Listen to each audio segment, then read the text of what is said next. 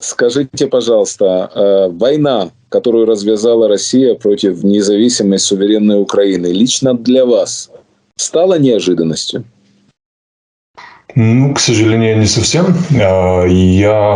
Обычно меня обвиняли в том, что я паникую, создаю панику, потому что еще с декабря говорю, что есть симптомы об этом, и что, скорее всего, из-за внутренней социальной обстановки в России будет искать возможность господин Путин создать внешнее отвлечение и войну. Наши источники тоже нам подавали эти сигналы еще в декабре, в январе тоже. Так что, к сожалению, могу сказать, что не было неожиданности. Вы понимали, что вторжение начнется? Да. Скажите, пожалуйста, Путин, по вашим данным, в адекватном состоянии находится? Как сказать, адекватное по отношению к какому состоянию, которое было год назад и которое было 10 лет назад. Я еще очень давно помню, что, может быть, 15 лет назад думал, что из-за того, что он так долго застоялся на этом месте, понимаете, 15 лет назад я это думал, то у него уже не может быть правильное восприятие окружающего мира, и что уже начинает получать недостоверную информацию из-за того, что он просто не общается с нормальными людьми, что около него получается такой, бабл, то, что называется, он живет в своем собственном круге, то, что психологи называют камеру эхо, то есть он свои мысли возвращается к нему, потому что все хотят ему говорить то, что он хочет услышать. А представьте себе 15 лет позже, что это было. Состояние, которое он демонстрирует во время войны, начиная войну, оно показывает, что он не думает долгосрочно, не думает о себе тоже долгосрочно, не думает точно об интересах России долгосрочно, а думает, как будто его жизнь закончится где-то через год или меньше, и поэтому ему нужно сделать то, что ему всегда хотелось.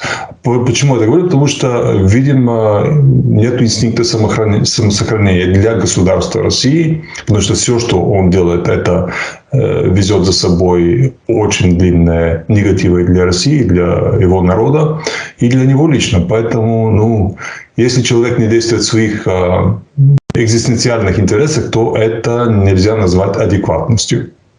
Кому он сегодня доверяет? По нашим разведданным, он доверяет только Сечину. То есть, единственное, Сечин может ему сказать то, что Сечин думает. Все остальные, вряд ли он им доверяет. Он просто может вслушаться, например, в военный совет Шойгу, доверять ему, вряд ли.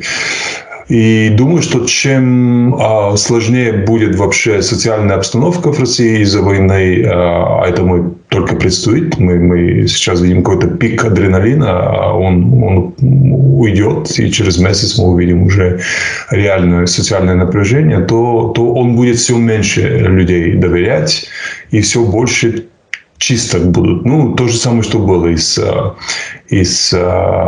Сталином, и до этого, и после этого с Гитлером. Вы знаете, я предполагал, что российская армия такая мощная, и когда они вошли в Украину, думал, нам сейчас не сладко придется. Нам таки пришлось не сладко, но и армия российская оказалась совсем не мощной. Мы же видим эти рухляди, которую они привезли с собой, эти танки ржавые, БТРы старые, которые останавливаются, ломаются, эту электронику допотопную и так далее. Скажите, пожалуйста, а что представляет из себя сегодня российская армия? Какое ее состояние? Во-первых, интересный анализ вышел вчера ЦРУ, которые сказали, что они переоценивали состояние российской армии до начала войны. Интересно, почему переоценивали.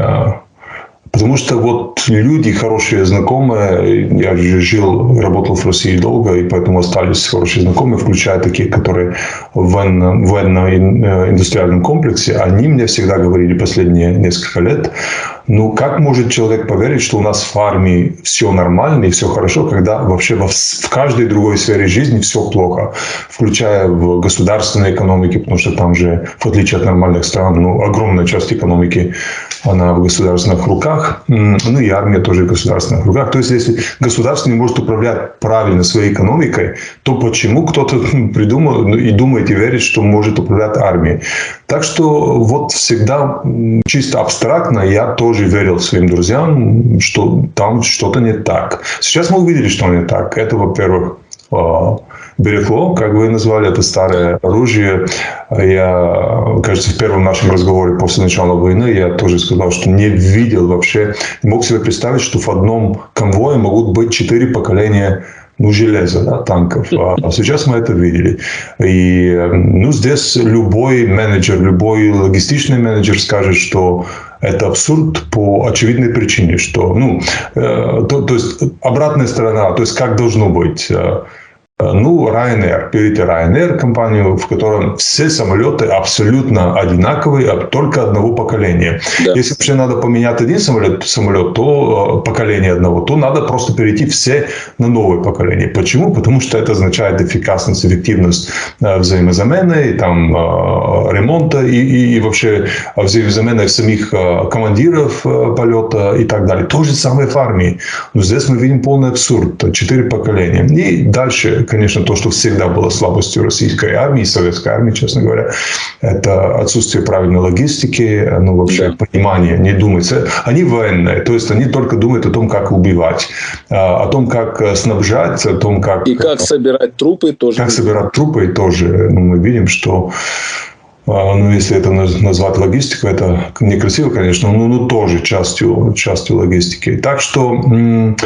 Еще есть что-то, что отличает вообще российскую армию от современных армий и, кстати, от украинской армии, что во всех современных армиях есть децентрализация принятия решений. То есть человек на месте, он видит своими глазами, он ощущает, он понимает и он оценивает обстановку и реагирует, соответственно. Да. Это до, скажем, логического конца времен американской армии, там абсолютная децентрализация, тактическая. В украинской армии, я не знаю, это доктрина ваша или просто так случилось из-за того, что вы так долго боролись и учились на ходу, после 2014 года. У вас тоже есть децентрализация, принимается решение на месте. А в Москве, в российской армии, они ожидают до сих пор команд от центра. Вот были перехваты, которые я слышал и смеялся, в котором, офицеры, которые там в командном положении на террене, в разных местах России, они спрашивают, голосовыми сообщениями посылают в Москву, что нам дальше, как нам дальше. И ждут, пока не получат ответ. И не действуют, пока не получат ответ. Вот такого не может быть в современной армии, там бывает. И, конечно, это вранье, которое тоже есть. Я еще в 2018 году, когда делал очень большое расследование по обстрелу Мариуполя, там помню, что впервые вообще меня впечатлило то, что даже по вертикали они врут, они не передают правильную информацию своему руководству, а каждый уровень руководства он не передает выше правильную информацию, потому что они хотят украсить, просто продолжить свою карьеру, продолжить свою жизнь, выиграть медали. Например, еще тогда заметил, что жертвой не докладывается наверх. Или если докладывается, то придумывается какая-то красивая, страшная история. Типа, у украинцев было какое-то натовское оружие, спецоружие, которое уничтожило наших коллег. А реально эти 4 коллеги, они взорвались сами, потому что не в ту сторону поставили в гаубицу снаряд. Так что вот это все, если вместе взять, оно дает ответ, почему российская армия вот на таком состоянии. И она разворованная, правда, Христа? Разворованная до предела. Конечно. И вообще соотношение, скажем, жертв, соотношение 200 к 300 у них ужасное по сравнению с любой другой армией, включая с вашим. То есть там, если ты ранен, то ты уже умираешь. Вот так.